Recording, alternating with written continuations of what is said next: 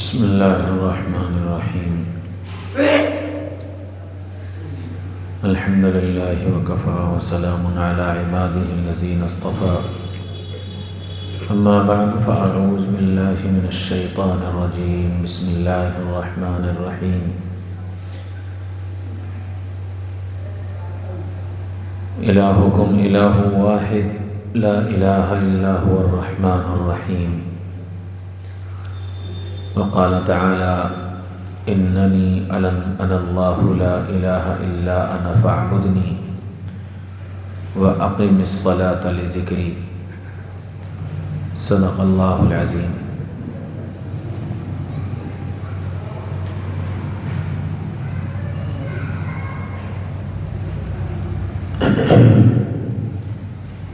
ہمارے اور آپ کے ایمان کی جو بنیاد ہے وہ توحید اور رسالت پر ہے۔ توحید کا مطلب کیا ہے؟ توحید کا مطلب یہ ہے کہ ہمارے لیے عبادت کے لائق، پوجے جانے کے لائق اور ہم کو پیدا کرنے والا، ہماری ضرورتوں کو پورا کرنے والا، ہمارے مسائل کو حل کرنے والا، ہم کو پریشانیوں سے نکالنے والا، ہماری بیماریوں کو صحت میں بدلنے والا صرف اور صرف اللہ ہے۔ لا الہ الا اللہ جو ہم کلمہ پڑھتے ہیں، اس لا الہ الا اللہ کا مطلب ہی یہی ہے کہ ہم اللہ کے علاوہ کسی کو معبود اور مسائل کا حل کرنے والا اور ضرورتوں کا پورا کرنے والا ہم کسی کو نہیں سمجھتے، اور جب تک توحید کامل نہیں ہوگی تب تک ایمان کامل نہیں ہوگا۔ اس وجہ سے سب سے بڑی ضرورت یہ ہے کہ ہم اپنی توحید کو کامل کریں۔ اللہ سارے گناہوں کو معاف کر دیتا ہے،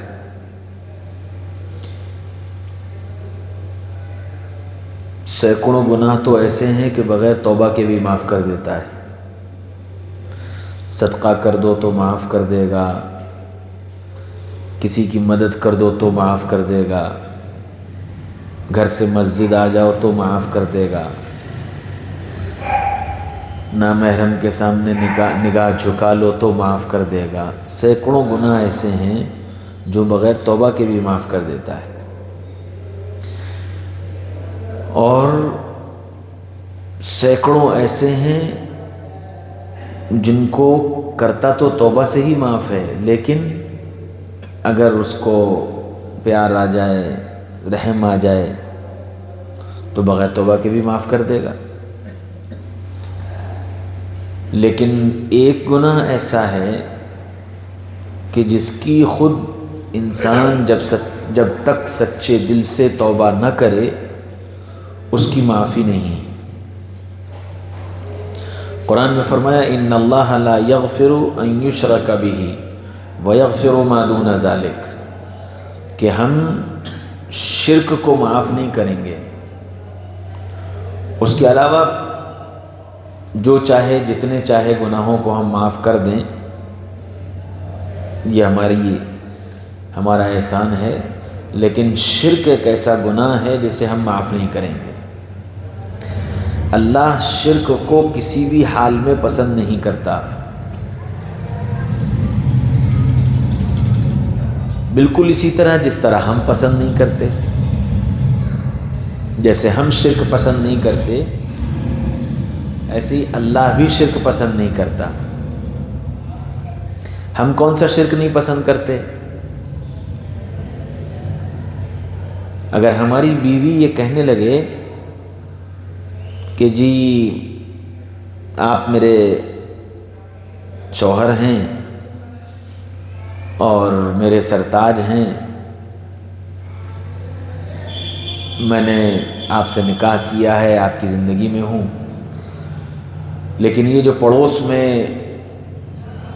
ہمارے پڑوسی آئے ہیں یہ ہمارے میکے کے رہنے والے ہیں اور ان کا مکان ہمارے مکان کے بالکل قریب تھا، بچپن میں ہم لوگ ساتھ کھیلے ہیں اور ان کے ہم پر بڑے احسانات ہیں۔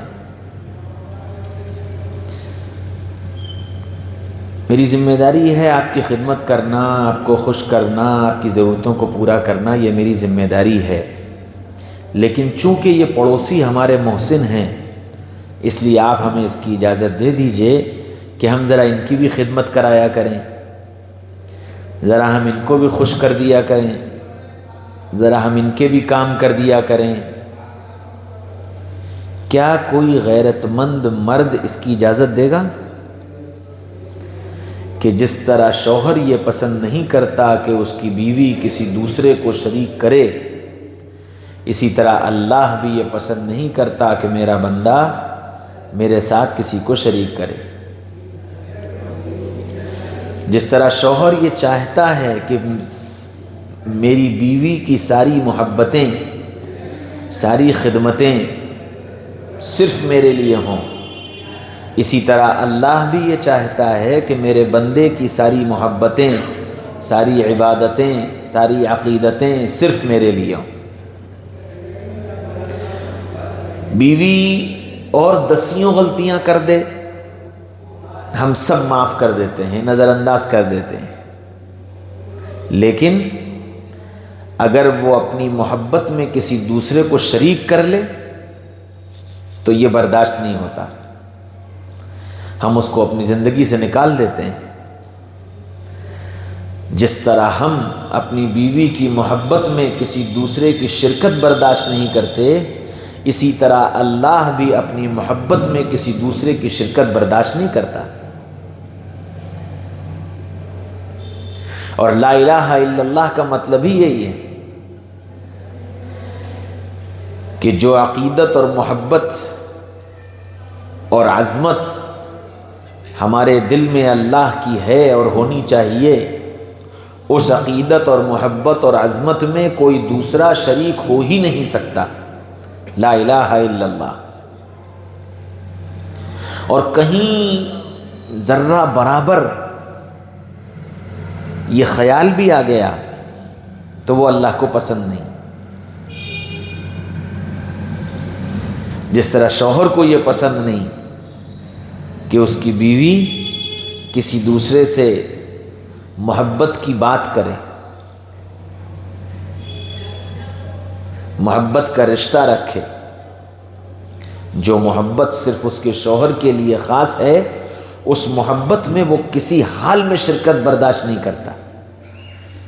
بالکل اسی طرح اللہ بھی اپنی عبادت اور عظمت اور عقیدت میں کسی دوسرے کی شرکت برداشت نہیں کرتا۔ اس لیے ہر پل اس بات کی فکر ہونی چاہیے کہ میری عبادت میں کوئی دوسرا شریک تو نہیں، میری عظمت اور عقیدت اور محبت میں کہیں کوئی دوسرا شریک تو نہیں ہو گیا۔ عام طور سے باطل اور اغیار کے ساتھ رہتے رہتے ہم لوگوں کی زندگیوں میں سافٹ کارنر آ جاتا ہے، نرم پہلو، کیونکہ یہ بھی ٹھیک ہے اور یہ بھی ٹھیک ہے۔ یہ اللہ کو ہرگز پسند نہیں۔ اسی وجہ سے علماء نے لکھا ہے کہ اغیار کی خوشیوں کے موقع پر خوشی کا اظہار کرنا بھی ایک شرک ہے۔ باطل کی خوشیوں کے موقع پر خوشی کا اظہار کرنا بھی شرک ہے، اللہ اسے بھی پسند نہیں کرتا۔ اس لیے بہت سوچ سمجھ کر زندگی گزارنے کی ضرورت ہے۔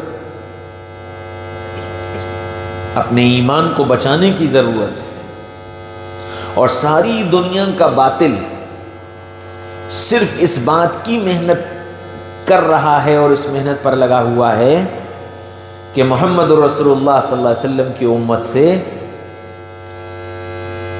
توحید کو چھین لیا جائے۔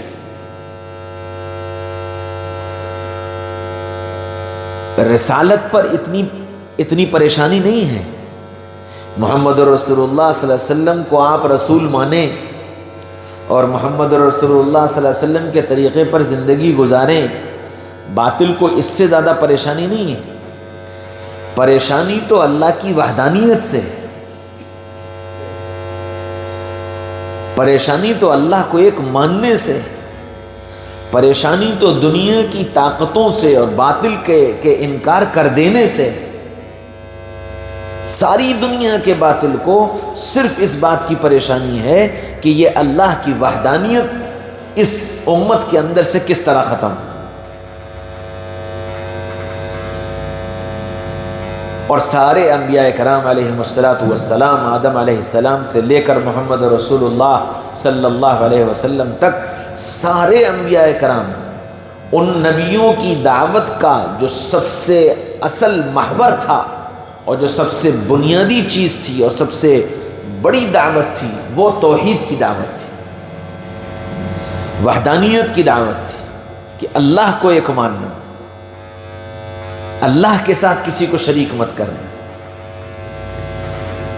شیطان اس کی پوری سازش اور پوری محنت اور پوری کوشش اسی بات کی ہوتی ہے کہ بندوں کے ایمان کو کسی طرح سے کمزور کر دیا جائے، اللہ کی ذات عالی کا یقین کمزور ہو جائے، آخرت کے دن کا یقین کمزور ہو جائے، حساب و کتاب کا یقین کمزور ہو جائے، جنت اور دوزخ کا یقین کمزور ہو جائے۔ یہ مستقل باطل کی ایک محنت ہے، کیونکہ یہ یقین کی کمزوریاں ہی جو ہیں وہ انسان کو ایمان کے اعتبار سے کمزور کریں گے۔ جس آدمی کے دل میں آخرت کا یقین نہیں ہے تو پھر کاہے کی نیکی اور کاہے کا گناہ۔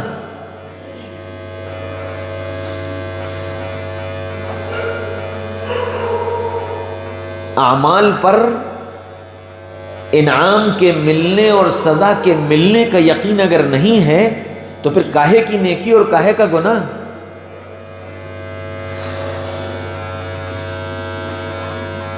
گناہ پر توبہ اور معافی یہ اللہ تعالیٰ نے محمد رسول اللہ صلی اللہ علیہ وسلم کی امت کو ایک خصوصی انعام کے طور پر عطا فرمائی ہے۔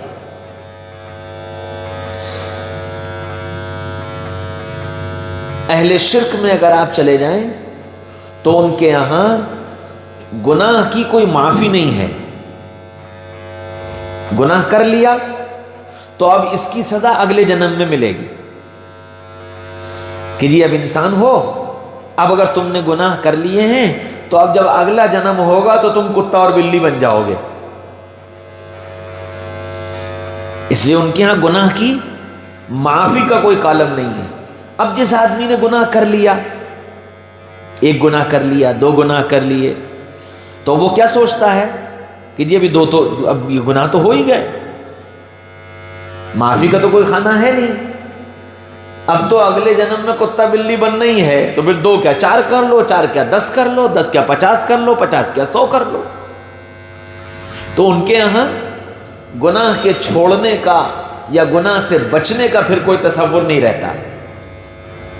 وہ اگر گناہ سے بچتے بھی ہیں تو صرف سماج کی وجہ سے یا بیماریوں کی وجہ سے، باقی کوئی، چونکہ آخرت کا تو یقین ہے ہی نہیں ان کے یہاں کہ بھئی مر گئے، جل گئے، مٹی ہو گئے، آگ میں پانی میں بہہ گئے، ختم ہو گیا۔ اب پنرجنم ہوگا، تم نے اگر برے کام کیے ہیں تو کتا بلی بندر بن جاؤ گے، اور اچھے کام کیے ہیں تو پھر اور اچھے انسان بن جاؤ گے۔ اب موجودہ وقت میں ہم اگر واپس لوٹنا چاہیں تو ان کے ہاں واپسی کا کوئی کالم نہیں. عیسائیوں کے ہاں انہوں نے اپنی ساری غلطیوں کا ذمہ گویا حضرت عیسیٰ علیہ السلام پر ڈال دیا کہ جی وہ سولی پر چڑھ گئے، اب ہم قیامت تک ان کے ماننے والے جتنے گناہ کریں گے سب کا کفارہ ان کی اپنی سولی ہے. تمہیں کیا کرنا ہے؟ گناہ کرو خوب ٹھاٹ سے، پورے ہفتے گناہ کرو، اتوار میں جاؤ اور پادری سے کہہ دو کہ جی میں نے یہ گناہ کیے ہیں، اب آپ دیکھ لینا، وہ ہوگی چھٹی. تو اب ان کے یہاں گناہ سے بچنے کا کیا تصور؟ اللہ تعالیٰ نے یہ نعمت صرف محمد رسول اللہ صلی اللہ علیہ وسلم کی امت کو دی کہ بھئی تم گناہ ہو گیا تو معافی مانگ لو، اللہ معاف کر دیں گے، وہ گناہ ختم ہو جائے. اب جب یہ بات سمجھائی گئی اور بتائی گئی تو پھر انسان کے دل کے اندر گناہ سے بچنے کا خیال پیدا ہوا کہ نہیں بھی بچنا چاہیے، اللہ معاف کر دے گا، گناہ کریں گے تو سزا یہ ہے. اچھا، چونکہ آخرت کا یقین بنیادی چیز ہے کہ میرے اعمال کل قیامت کے میدان میں میرے سامنے لائے جائیں گے، میں اللہ کے سامنے کھڑا کیا جاؤں گا. وَبِالْآخِرَةِ هُمْ يُوقِنُونَ.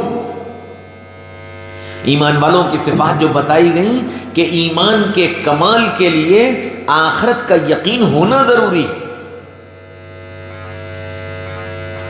شیطان اس آخرت کے یقین کی طرف سے کمزوری پیدا کرتا ہے. ٹھیک ہے، دیکھا جائے گا،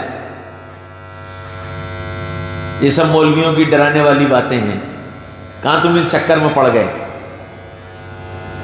کچھ نہیں ہوتا، جو کچھ ہونا ہے بس اسی دنیا میں ہونا ہے، اچھا یا برا.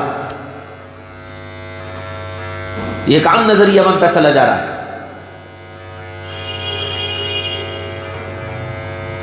تو انبیاء اکرام علیہ السلام آ کر دنیا میں یہی بنیادی باتیں بتاتے تھے کہ اللہ کی وحدانیت کا اقرار کہ اللہ ایک ہے، اس کے علاوہ عبادت کے لائق کوئی نہیں ہے،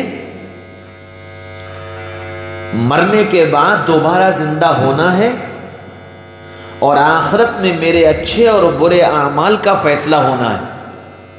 وَمَن يَعْمَلْ مِثْقَالَ ذَرَّةٍ خَيْرًا يَرَهُ وَمَن يَعْمَلْ مِثْقَالَ ذَرَّةٍ شَرًّا يَرَهُ. رائی کے دانے کے برابر اچھا کام کرو گے وہ بھی سامنے آئے گا، اور رائی کے دانے کے برابر برا کام کرو گے وہ بھی سامنے آئے گا. پھر یہ بھی بتا دیا لَا تَزِرُ وَازِرَةٌ وِزْرَ أُخْرَىٰ، کہ تم میں سے کوئی کسی دوسرے کا بوجھ نہیں اٹھائے گا. گویا عیسائیوں کے اس نظریے کو ختم کر دیا کہ تم یہ سمجھتے ہو کہ ہم چاہے کتنے گناہ کر لیں وہ سب عیسیٰ علیہ السلام بھگتیں گے. لا تزر وازرۃ وزر اخرى، کوئی کسی دوسرے کا بوجھ نہیں اٹھائے گا، ہر ایک کو اپنے کیے کا حساب دینا ہے، اور تم سے ایک ایک ذرے کے برابر اچھا یا برا جو تم نے کیا ہے تمہارے سامنے رکھا جائے گا. وحصل ما فی الصدور، تمہارے سینوں میں بھی جو کچھ ہوگا، یعنی تمہارے خیالات، تمہارے جذبات، ہم ان سب کو بھی تمہارے سامنے لا کر رکھ دیں گے. زمین کے وہ حصے جن حصوں پر تم نے گناہ کیا یا نیکی کی، ہم ان حصوں کو بھی تم گویائی عطا کر کے تمہاری ان نیکیوں پر اور تمہاری ان برائیوں پر اس کو گواہ بنا دیں گے. زمین بولے گی یہاں اس نے سجدہ کیا اور یہاں اس نے گناہ کیا. اس کا یقین ہو کہ آخرت میں میری ساری چیزیں میرے سامنے آئیں گی، اور یہ خبر دے کر کہ تم سے اگر غلطی ہو گئی تو ہم تم کو معاف کر دیں گے. ہم کو گناہ سے روکنے کا اور رکنے کا ایک جذبہ دے دیا کہ تم آگے کی زندگی میں گناہ سے رک سکو، اور آخرت کا یقین پیدا کر کے اہل شرک کے اس خیال کو ختم کر دیا کہ مرنے کے بعد دوسری زندگی نہیں. اس لیے پہلی بنیادی بات کہ ہم کو اپنے ایمان کے کمال کو حاصل کرنے کی ضرورت ہے، اور ایمان کے کمال کی پہلی سیڑھی وحدانیت ہے، لا الہ الا اللہ، کہ اللہ کے علاوہ کوئی معبود نہیں، تنے تنہا ایک اللہ ہے، سارے نظام کا چلانے والا، عزت اور ذلت کا مالک ایک اکیلا اللہ ہے، کامیابی اور ناکامی کا مالک ایک اکیلا اللہ ہے، حالات کا لانے والا اور لے جانے والا ایک اکیلا اللہ ہے. اور وہ اللہ اتنا طاقتور ہے کہ پوری کائنات اس کے قبضہ قدرت میں ہے. وسع کرسیہ السماوات والارض، اس کی کرسی زمین اور آسمان کو اپنے احاطے میں لیے ہوئے. ولا يؤوده حفظهما وهو العلی العظیم، وہ زمین اور آسمان اور اس زمین اور آسمان کے درمیان میں جو کچھ ہے ان سب کو سنبھالنے اور چلانے سے وہ اکتاتا نہیں ہے، گھبراتا نہیں ہے، عاجز نہیں ہے، تھکتا نہیں ہے. هو الحی القیوم، وہ زندہ اور قائم ہے. اس بات کا یقین ہونا چاہیے.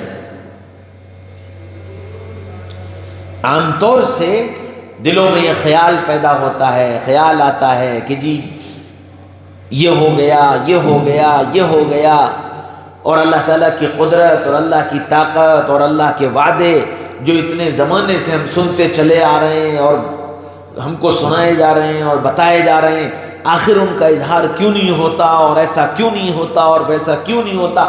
یہ سوالات مستقل ذہنوں میں پیدا ہوتے ہیں. تو ہمیشہ یاد رکھنا چاہیے کہ اللہ تعالیٰ ظالم نہیں ہے، اللہ تعالیٰ ظالم نہیں ہے، اللہ تعالیٰ انصاف کرتا ہے، چاہے وہ اس کے ماننے والے ہوں یا نہ ماننے والے ہوں، وہ سب کے ساتھ انصاف کرتا ہے. اس کے ہاں ظلم نہیں ہے، وہ مہلت دیتا ہے. اس کے ہاں جذباتی غصہ نہیں ہے، جذباتی غصہ کہ جی آپ نے تھپڑ مارا تو غصہ آ گیا، غصے میں ہم نے 2 تھپڑ مار دیے. اللہ جذباتی نہیں ہے. غصہ آتا ہے لیکن جس لمحے غصہ آتا ہے اسی لمحے وہ رحمان بھی ہے، اسی لمحے میں وہ پیار بھی کرتا ہے. ہماری طرح نہیں ہے کہ جب اس وقت غصہ آ گیا تو کسی سے بات نہیں کریں گے، اب غصہ آ گیا تو جو آئے گا اس کو ڈانٹ پڑ جائے گی. یہ تو انسانی مزاج ہے، خالق کا مزاج یہ نہیں ہے. جس پل وہ 50 بندوں پر ناراض ہوتا ہے اسی پل وہ 50 بندوں پر بے انتہا مہربان ہوتا ہے. کیونکہ اس کے ہاں جذبات نہیں ہیں کہ جذبات کی بنیاد پر غصہ آ گیا یا جذبات کی بنیاد پر محبت، ہرگز نہیں. اسی وجہ سے تو فرمایا کہ تم 70 مرتبہ گناہ کرو پھر 70 مرتبہ معافی مانگو، میں 70 مرتبہ معاف کر دوں گا، کیونکہ غصہ جذباتی نہیں ہے. ادھر غلطی ادھر معافی، ادھر غلطی ادھر معافی. یہ تو انسانوں کا مزاج ہے کہ وہ جذباتی ہیں، غصہ آ گیا تو غصہ اور خوش ہو گئے تو خوش. یہ اللہ تعالیٰ کے ہاں یہ قانون نہیں. تو اللہ اس ساری کائنات کے نظام کو چلانے سے عاجز نہیں، گھبراتا نہیں، اکتاتا نہیں. دنیا میں انسان کو اللہ تعالیٰ موقع دیتا ہے اور خوب موقع دیتا ہے، کیونکہ اگر اللہ تعالیٰ موقع نہ دے تو پھر بندہ یوں کہے گا کہ جی میں تو مجبور تھا، میں کیا کرتا. جیسے ایک قیدی ہوتا ہے کہ قیدی کو قید خانے کے اندر مجبور بنا دیا جاتا ہے قوانین کا کہ جی اس وقت اٹھنا ہے، اس وقت سونا ہے، یہ چیز استعمال کرنا ہے اور یہ استعمال نہیں کرنا ہے، اس سے ملنا ہے اور اس سے نہیں ملنا ہے، یہاں بیٹھنا ہے اور یہاں نہیں بیٹھنا ہے. یہ قید خانے کے اندر مجبور بنا دیا جاتا ہے۔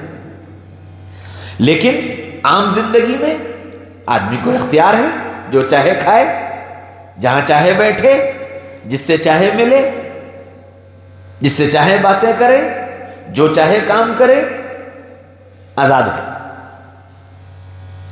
اب فرمایا کہ ہم نے الدنیا سجن المومن، کہ یہ دنیا مومن کے لیے قید خانہ ہے، تو مومن پر تو پابندیاں ہیں، مومن پر تو پابندیاں ہیں، یہ دیکھنا ہے، یہ نہیں دیکھنا ہے، یہ کھانا ہے، یہ نہیں کھانا ہے، محرم کو دیکھنا ہے، نامحرم کو نہیں دیکھنا ہے، حلال کھانا ہے، حرام نہیں کھانا ہے، یہ راستہ اختیار کرنا ہے یا نہیں اختیار کرنا ہے، ان سے دوستی کرنی ہے، ان سے نہیں کرنی ہے، یہ سب بتا دیا گیا۔ کیوں؟ کہ تم اس دنیا میں قید خانے میں ہو، یہاں تم آزاد نہیں ہو۔ لیکن اس کے مقابلے میں وجنت الکافر،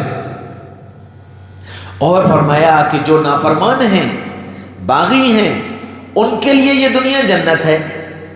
اچھا جنت ہے تو فرمایا وَلَكُمْ فِيهَا مَا تَشْتَهِي أَنفُسُكُمْ وَلَكُمْ فِيهَا مَا تَدَّعُونَ، جنت میں وہ ہوگا جو تم چاہو گے۔ تو جب میری جنت میں وہ ہوگا تو پھر ان کی جنت میں بھی تو وہی ہونا چاہیے۔ جب میری جنت میں اللہ نے یہ کہا کہ جو تم چاہو گے، جیسے تم چاہو گے،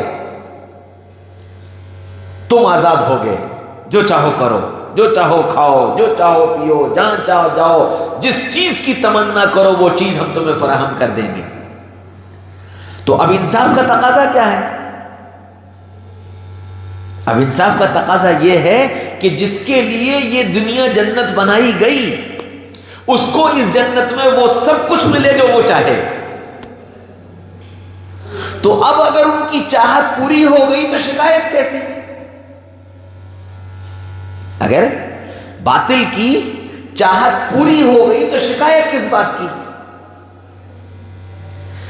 جب کل جنت میں ہماری چاہتیں پوری کی جائیں گی تو پھر آج کے یہ جنت والے، ان کو بھی شکایت کرنے کا حق نہیں ہوگا۔ کل یہ نہیں کہہ سکیں گے کہ اللہ ان کو یہ کیوں ملا اور ان کو یہ کیوں دیا گیا اور ہمیں کیوں نہیں ملا اور ہمارے ساتھ یہ زیادتی کیوں اور ان کے ساتھ یہ انعام کیوں۔ کل یہ سوال نہیں کر سکیں گے۔ کیوں؟ اس لیے کہ وہ ہماری جنت ہے اور یہ ان کی جنت ہے، اور جب یہ ان کی جنت ہے تو پھر یہ آزاد ہیں، حرام کھائیں، حلال کھائیں، صحیح کریں، غلط کریں، اپنی زمین پہ مکان بنائیں، دوسرے کی زمین پہ مکان بنائیں، یہ تو آزاد ہیں، جو چاہے کریں۔ اس لیے ہم سے کیا کہا گیا؟ ہم سے یہ کہا گیا کہ تم اللہ کے فیصلے پر راضی رہو، کہ کائنات میں جو کچھ ہو رہا ہے رب کے نظام کے مطابق ہو رہا ہے، اور اس پردے کے پیچھے وہ رب کون سا نظام چلا رہا ہے یہ نہ میں جانتا نہ آپ جانتے۔ وقت آنے پر اللہ اپنے نظام کو ظاہر کر دے گا، ماضی میں ہو چکا۔ اس لیے سب سے بنیادی چیز یہ ہے کہ اللہ کی ذات عالی پر یقین کو مضبوط بنایا جائے کہ سب کچھ کرنے والی ذات اللہ کی ہے اور جو ہو رہا ہے بالکل ٹھیک ہو رہا ہے، چاہے ہم کو کتنی اس سے تکلیف ہو رہی ہو، چاہے ہم کو اس سے کتنی پریشانی ہو رہی ہو، رب کا جو فیصلہ ہے وہ بالکل ٹھیک فیصلہ ہے۔ اگر کسی کو موقع دیا گیا، رب اس کی حکمت جانتا ہے کیوں موقع دیا گیا، اور اگر کسی سے موقع چھینا گیا تو رب جانتا ہے کہ اس سے موقع کیوں چھینا گیا۔ اس لیے ہمیں اس پر رب سے کوئی شکایت نہیں، رب سے کوئی شکایت نہیں۔ رب کے سارے فیصلے حکیمانہ ہیں، اور وہ اپنے وقت پر اپنے ان فیصلوں کی حکمت دنیا کے سامنے ظاہر کرے گا، تب دنیا حیران رہ جائے گی، اوہو یہ کیا ہوا۔ اس لیے سب سے اہم چیز ہے میرا اپنے اللہ سے تعلق کا مضبوط ہونا، لا الہ الا اللہ۔ جتنی اس پر محنت ہوگی، اللہ سے تعلق، اللہ سے محبت، اللہ کی اطاعت، اللہ کی دعوت، جتنی اس پر محنت ہوگی انشاءاللہ باطل کی ساری تدبیروں کا اور ان کی ساری اسکیموں کا ڈر اور خوف اللہ دل سے نکال لے گا۔ اور جتنا اللہ سے تعلق کمزور ہوگا، جتنی اللہ کی اطاعت اور محبت میں کمزوری آئے گی، خدا کی قسم اتنا باطل کی اسکیمیں دلوں کے اندر ڈر اور خوف پیدا کرتی چلی جائیں گی۔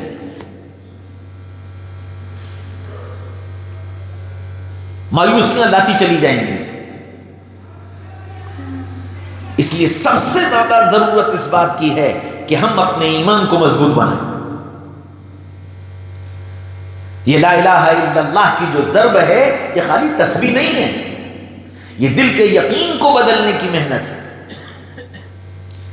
کہ دل اتنا اللہ سے جڑ جائے کہ اغیار کی اور باطل کی یہ ساری چیزیں ہم کو بالکل متاثر نہ کریں۔ موسیٰ علیہ السلام فرعون اور اس کی فوج، اس سب کے مقابلے میں اکیلے کھڑے ہو گئے، تنے تنہا۔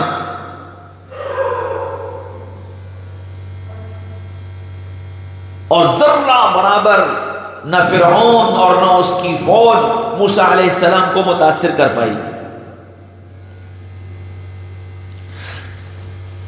ٹھیک اس کے دربار میں کھڑے ہو کر کے اس کو دعوت دی کہ تم اللہ پر ایمان لاؤ اور مجھ کو اللہ کا نبی مانو۔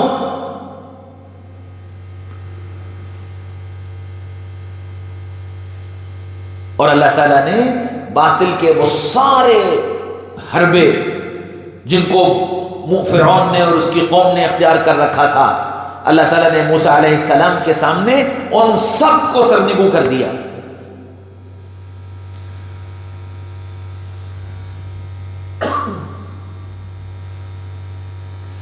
اسی طرح اللہ کی ذات عالی پر یقین جتنا بڑھے گا، اغیار اور باطل کی ساری چیزیں ہم کو مکڑی کا جالا نظر آئیں گی کہ ان کی کوئی حیثیت نہیں، ان سے کچھ نہیں ہوتا، ان سے کچھ نہیں ہوتا۔ اور اسی وجہ سے محمد رسول اللہ صلی اللہ علیہ وسلم نے آخرت کا شوق، جنت کا شوق، رب سے ملاقات کا شوق اتنا پیدا کروایا تھا، اتنا پیدا کروایا تھا کہ صحابہ کو اور آپ صلی اللہ علیہ وسلم کے ساتھ رہنے والوں کو زندگی سے زیادہ موت سے پیار ہو گیا تھا، زندگی سے زیادہ۔ اور گویا وہ زبان حال سے یوں کہتے تھے کہ موت جلد آ کے جھگڑا کہیں چکے، کب تک غم فراق کے صدمے اٹھائے دل۔ میرے بھائیوں، دوستوں، عزیزوں، بزرگوں، اس موت کے شوق نے ساری دنیا کی طاقتوں کا اور دنیا کی چیزوں کا ڈر اور خوف ان کے دلوں سے بالکل دور کر دیا تھا۔ اور یہی بات تو کہی تھی جب کسریٰ نے رستم کو بھیجا ہے کہ ذرا جاؤ مسلمانوں کی ذرا خبر لے کر کے آؤ کہ محمد صلی اللہ علیہ وسلم کے یہ جو اصحاب آئے ہوئے ہیں ان کا کیا حال ہے، ان کی کیا پلاننگ ہے، کیسے لوگ ہیں، کیا کرنا ہے، ان سے مقابلہ کیسے کیا جائے، ذرا خبر لے کر کے آؤ۔ تاریخ کا سب سے نامور پہلوان رستم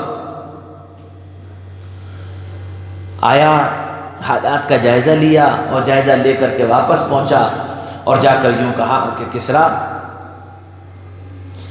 بادشاہ سلامت، میری جان بخش دیجیے، اگر آپ میری جان بخش دیں تو میں دو باتیں آپ سے کہوں۔ ان کا کہو کہ پہلی بات تو یہ ہے کہ اس قوم سے ہم جیت نہیں سکتے۔ کسریٰ کا چہرہ لال ہو گیا رستم تم یہ کہہ رہے ہو؟ کہ نہیں بادشاہ سلامت میری بات تو سن لیجیے، کہ نہیں پہلی بات تو یہ ہے کہ یہ قوم موت سے ایسی محبت کرتی ہے جیسے تم شراب کے پیالے سے محبت کرتے ہو۔ یہ قوم موت سے ایسی محبت کرتی ہے جیسے تم شراب کے پیالے سے محبت کرتے ہو۔ ایک بات، اور دوسری بات یہ ہے کہ دنیا میں جتنی قومیں جب کبھی میدان جنگ میں اترتی ہیں تو وہ ہمیشہ اپنی جان بچانے کے لیے اترتی ہیں، اپنی حفاظت، اپنے ملک کی حفاظت، اپنے ملک والوں کی حفاظت، اپنی جان کی حفاظت، اپنے مال کی حفاظت، سب اس نظریے سے اترتے ہیں۔ لیکن یہ عجیب دیوانی قوم، یہ جب میدان جنگ میں اترتی ہے تو یہ جان لگانے کے لیے اترتی ہے کہ جی ہم تو مرنے آئے ہیں، اب بتاؤ کیا بات ہے۔ یہ ہے اصل بنیاد، ہمارے دلوں سے ڈر اور خوف کو نکالنے کا سب سے اہم ذریعہ جو ہے وہ صرف یہ کہ اللہ کی ملاقات کا شوق دل کے اندر پیدا ہو جائے کہ میں اپنے اللہ سے ملوں گا اور میں اپنے اللہ کا دیدار کروں گا، میں محمد رسول اللہ صلی اللہ علیہ وسلم کی مجلس میں پہنچوں گا، میں محمد رسول اللہ صلی اللہ علیہ وسلم کے ہاتھ سے جام کوثر لوں گا، میں ابو بکر اور عمر کے ساتھ جا کر بیٹھوں گا۔ یہ شوق ہوگا جو انسان کو باطل کی ساری چیزوں کے ڈر سے بالکل بری کر دے گا، اور یہ شوق پیدا نہیں ہو سکتا اس وقت تک جب تک کہ دل کے اندر توحید خالص پیدا نہ ہو جائے، لا الہ الا اللہ۔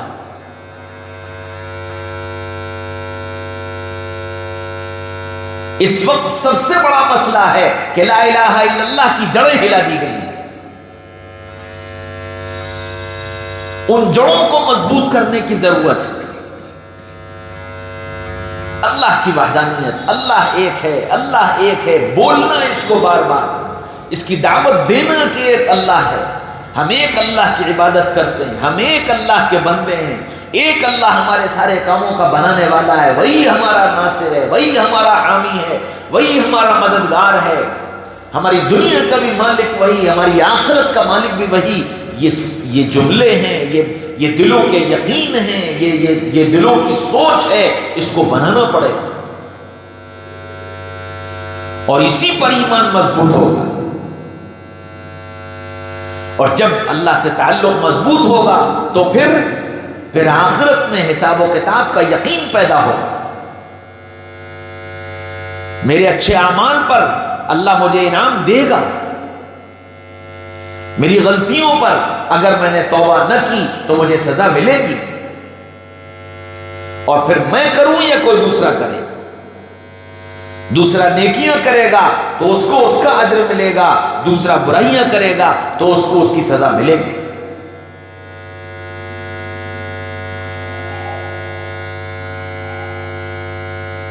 اور دوسری بات یہ کہ اللہ تعالیٰ اس دنیا کے اندر کفر اور شرک کے ساتھ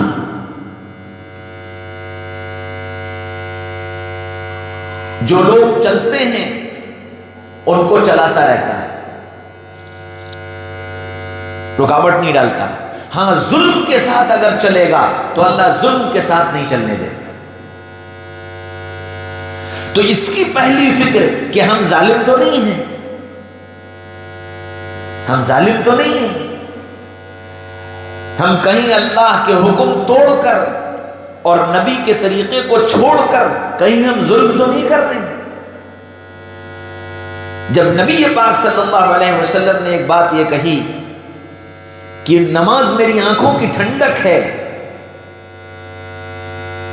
اور جب کوئی سنت کو قربان کرتا ہے تو وہ میرے کلیجے پر چھری چلاتا ہے، اب ہم میں سے ہر ایک اس بات کا جائزہ لے کہ ہم کہیں رسول اللہ صلی اللہ علیہ وسلم پر ظلم اور زیادتی کرنے والے تو نہیں بن گئے، ہم کہیں اللہ کے احکامات کو توڑ کر ظالم تو نہیں بن گئے۔ ہم دنیا کے اندر انسانیت کے درمیان خیر خواہی پھیلانے کے لیے بھیجے گئے تھے. ہم دنیا کے اندر انسانیت کے خیر خواہ اور انسانیت کے مددگار اور انسانیت کے معاون بنا کر بھیجے گئے تھے.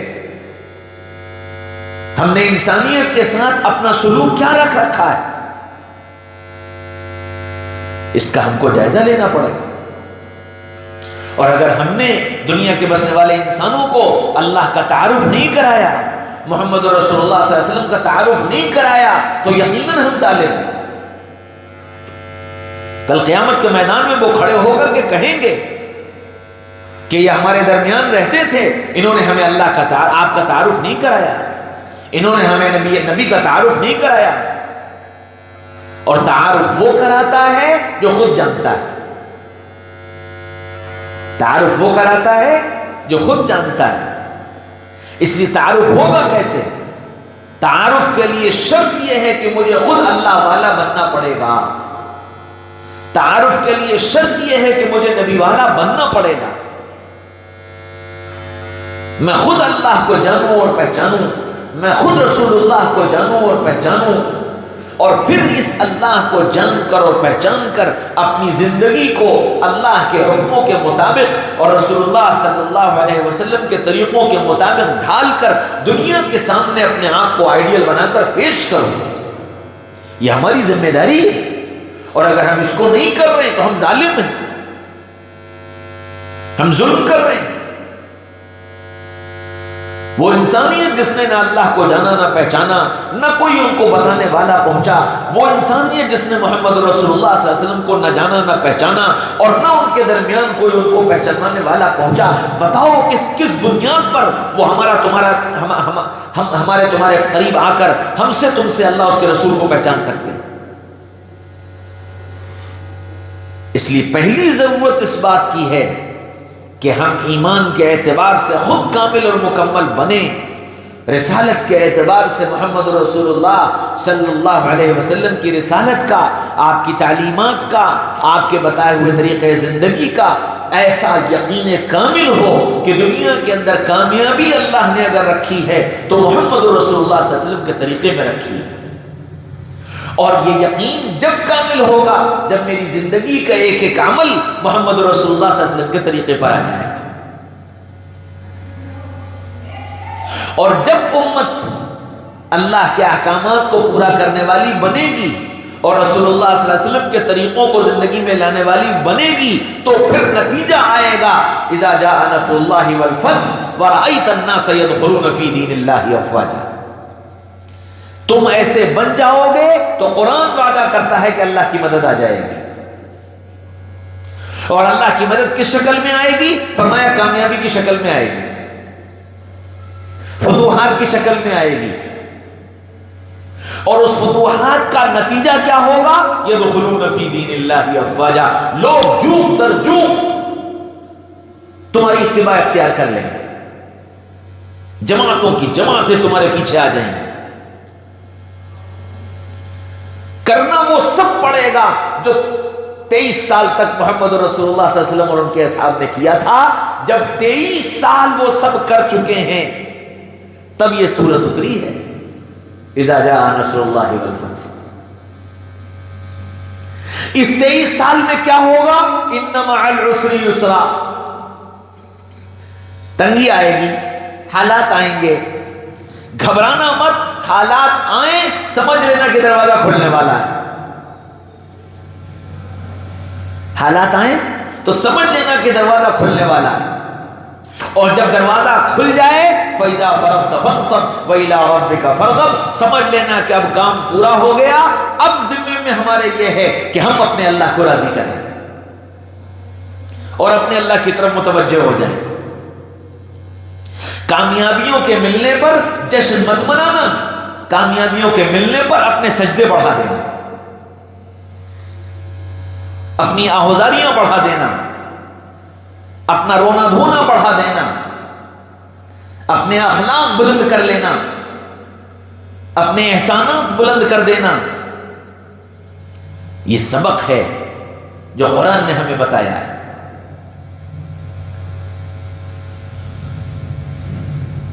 ان ساری چیزوں کو پانے کی ایک ترتیب ہے جس کی بنیاد ہے لا الہ الا اللہ محمد الرسول اللہ، کہ اس کو مضبوط کرنے کی ضرورت ہے۔ اس میں کوئی سمجھوتا نہیں، اس میں کوئی یاری دوستی نہیں کہ نا لا الہ الا اللہ، عبادت اللہ کی، معبود اللہ ہے۔ قرآن نے صاف اعلان کیا لکم دینکم ولی دین، تمہارا دین تمہارے لیے، ہمارا دین ہمارے لیے۔ یہاں کوئی دوستی نہیں ہے کہ ہم تمہارے جیسے بن جائیں اور تم بھی ہمارے جیسے بن جاؤ نا۔ لا اعبد ما تعبد ولا انا عابد ما عبدتم، کہ نہ ہم تمہارے معبودوں کی عبادت کریں گے اور نہ تم ادھر آؤ گے، اس لیے تمہارا دین تمہارے لیے، ہمارا دین ہمارے لیے۔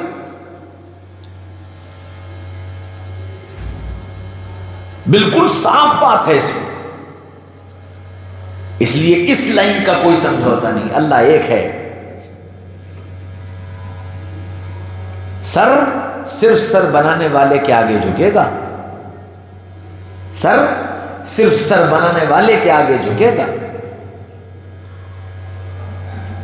اور سر اللہ نے بنایا ہے، اس لیے ہمارا سر تو صرف اللہ کے آگے جھکتا ہے۔ باقی خوب احسان کرو، خوب خدمت کرو، خوب محبت سے پیش آؤ، وہ سب سکھایا گیا۔ رسول اللہ صلی اللہ علیہ وسلم نے اور ان کے اصحاب نے سینکڑوں نمونے چھوڑے ساری دنیا کے لیے، لیکن ایمان کے اعتبار سے خود محمد رسول اللہ صلی اللہ علیہ وسلم بھی اور صحابہ بھی رحماء بینہم اشداء علی الکفار رحماء بینہم، کہ اغیار کے مقابلے میں بڑے سخت لیکن آپس میں بڑے رحم دل، بڑے رحم دل۔ تو وہ جو سختی تھی نا وہ ایمان کے لیے تھی، اللہ کی وحدانیت کے لیے تھی، محمد رسول اللہ صلی اللہ علیہ وسلم کی رسالت کے لیے تھی، کہ تم رسول اللہ صلی اللہ علیہ وسلم کی رسالت پر اگر انگلی اٹھاؤ گے اور اللہ کی وحدانیت پر اگر تم انگلی اٹھاؤ گے تو پھر ہماری تمہاری کوئی دوستی نہیں، اور ہمارے یہاں تمہارے لیے کوئی رعایت کا خانہ نہیں۔ باقی تم انسان ہو، ہم ہر طرح کی ہمدردی تمہارے ساتھ کرنے کے لیے تیار ہیں،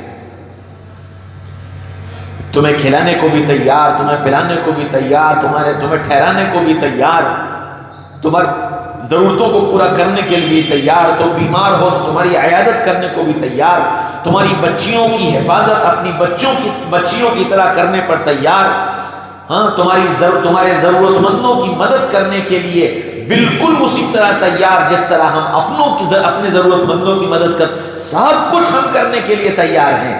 اللہ ایک ہے، محمد صلی اللہ علیہ وسلم اس کے رسول۔ اس پر اگر تم ہم سے کوئی سمجھوتا کرنا چاہو تو اس پر ہمارا تمہارا کوئی سمجھوتا نہیں۔ یہ ایک بالکل سیدھی سیدھی بات ہے، اسی پر مضبوطی سے جمنے کا نام ایمان ہے، اسی پر مضبوطی سے جمنے کا نام ایمان ہے۔ اب یہ جتنا مضبوط ہوتا چلا، وہ مضبوط ہوگا کیسے؟ مضبوط ہوگا اللہ کی اطاعت سے، مضبوط ہوگا محمد رسول اللہ صلی اللہ علیہ وسلم کے طریقوں کے اختیار کرنے سے، مضبوط ہوگا اللہ اور اس کے رسول کے تذکروں سے، اس کی باتیں کی جائیں، اس کی باتیں سنائی جائیں، اس کی باتیں سنی جائیں۔ اذا تقرر فی القلب، جس چیز کو بار بار بولا جاتا ہے وہ چیز دل میں اتر جاتی ہے۔ اللہ کو بولو تاکہ اللہ دل میں اترے، رسول اللہ کو بولو تاکہ رسول اللہ دل میں اترے۔ اس لیے اللہ کی وحدانیت کو خوب بولا جائے، کچھ نہیں ہے تو لا الہ الا اللہ، اس کی کثرت کی جائے تاکہ دل میں ایک اللہ کا یقین بیٹھے، اور محمد رسول اللہ صلی اللہ علیہ وسلم کی رسالت کو خوب بولا جائے، آپ کی عظمت کو، آپ کی محبت کو، آپ کے طریقوں کو خوب دنیا کے اندر بولا جائے، اور پھر اپنی زندگی کے ہر موڑ پر اس بات کی فکر کی جائے کہ میری زندگی میں اللہ اور اس کے رسول کے طریقے چھوٹنے نہ پائیں، کوئی کام میں نبی پاک صلی اللہ علیہ وسلم کے طریقے کے خلاف نہ کروں، میرے کسی کام سے اللہ ناراض نہ ہو۔ جب اللہ سے محبت ہوگی تو پھر تنہائیوں میں بھی اس کی نافرمانی سے ڈر لگے اور دل روکے گا کہ نہ تم اگر یہ غلطی کرو گے تو تمہارا محبوب تم سے ناراض ہو جائے گا۔ اس لیے اللہ سے محبت کا رشتہ بناؤ جو تنہائی میں بھی ہم کو گناہ سے روک دے۔ رسول اللہ صلی اللہ علیہ وسلم سے محبت کا رشتہ بناؤ جو ہر حال میں ہم کو سنت پر زندگی گزارنے کے لیے مجبور کر دے۔ اور یہی دو چیزیں ایسی ہیں جو میری اور پوری انسانیت کی کامیابی کی ضامن ہے۔ پورے عالم میں اگر ہدایت کی ہواؤں کو چلانا ہے اور حالات کے رخ کو بدلنا ہے اور دریا کے موجوں کے دھاروں کو بدلنا ہے تو صرف اس کا ایک طریقہ ہے کہ اللہ کی محبت اور رسول اللہ صلی اللہ علیہ وسلم کی محبت، اللہ کی اتباع اور رسول اللہ صلی اللہ علیہ وسلم کی اتباع۔ اس کو امت جتنی جلدی اپنی زندگی کے اندر لے آئے گی، اللہ دھارے کو بدل دے، حالات کو بدل دے۔ جیسے حضور اکرم صلی اللہ علیہ وسلم کی ابتدائی دور کی دعوت پر کوئی سوچ نہیں سکتا تھا کہ اتنے سے عرصے میں یہ سب کچھ ہو جائے گا، اللہ نے وہ سب کر کے دکھا دیا۔ اللہ آج بھی اسی طاقت کے ساتھ موجود ہے۔ تدبیر وہ اختیار کرنی ہے، راستہ وہ اختیار کرنا ہے جو محمد صلی اللہ علیہ وسلم ہم کو بتا کر اور دکھا کر گئے ہیں، اور راستہ وہ اختیار کرنا ہے جو اللہ نے مجھے تمہیں بتایا ہے، اور ان دونوں نے جو بتایا ہے اس کے لیے قرآن موجود ہے، اس کے لیے محمد رسول اللہ صلی اللہ علیہ وسلم کے ارشادات موجود ہیں۔ قرآن میں غور کرنے کی ضرورت ہے، ان ارشادات کو پڑھنے کی اور زندگی میں لانے کی ضرورت ہے۔ انشاءاللہ یہ جتنی جلدی امت کے اندر آ جائے گا اتنی جلدی اللہ کا وعدہ ان تنصروا اللہ ینصرکم ویثبت اقدامکم کہ ہم تمہاری مدد کریں گے، اور ایسی ویسی نہیں بلکہ مدد کے ساتھ ساتھ تمہارے قدموں کو جما دیں گے۔ یہ وعدہ اللہ کا پورا ہو جائے گا، اس کی فکر کریں، اور حالات سے قطعاً متاثر ہونے کی ضرورت نہیں۔ ہمارا قید خانہ ہے، باطل کے لیے جنت ہے، اور ہماری جنت میں ہمارے لیے وہ ہوگا جو کچھ ہم چاہیں گے، تو پھر ان کی جنت میں بھی اگر ان کی چاہت پوری ہو رہی ہے تو ہمیں اپنے اللہ سے کوئی شکایت نہیں۔ اور یہ بات بڑی دل کو اطمینان دلانے والی، بڑے دل کو اطمینان دلانے والی۔ ہاں، اپنے گناہوں پر رونے کی ضرورت ہے، اپنے گناہوں پر آنسو بہانے کی ضرورت ہے کہ ایسا کیوں ہوا۔ وہ یقینی بات ہے کہ وہ اس کے مجرم ہم ہیں، کوتاہی کرنے والے ہم ہیں۔ کروڑوں کی تعداد میں مسجدیں موجود ہیں، ہماری مسجدیں خود ہم کو بتاتی ہیں کہ تم کتنے ہم ان سے رشتہ رکھنے والے ہو۔ امت کا حال اپنی مسجدوں سے کیسا ہے یہ مسجدیں خود بتاتی ہیں۔ تو رشتے تو ہم نے کمزور کیے، دوریاں تو ہم نے بنا لی۔ اپنے آپ کو بدلنے کی ضرورت ہے۔ ہم بدل جائیں گے، حالات بدل جائیں گے، ہم بدل جائیں گے، زمانہ بدل جائے گا، ہم بدل جائیں گے، اللہ کائنات کا سارا نظام بدل کر رکھ دے گا۔ کریں گے انشاءاللہ۔ اللہ مجھے بھی توفیق نصیب فرمائے، آپ سب کو بھی توفیق نصیب فرمائے۔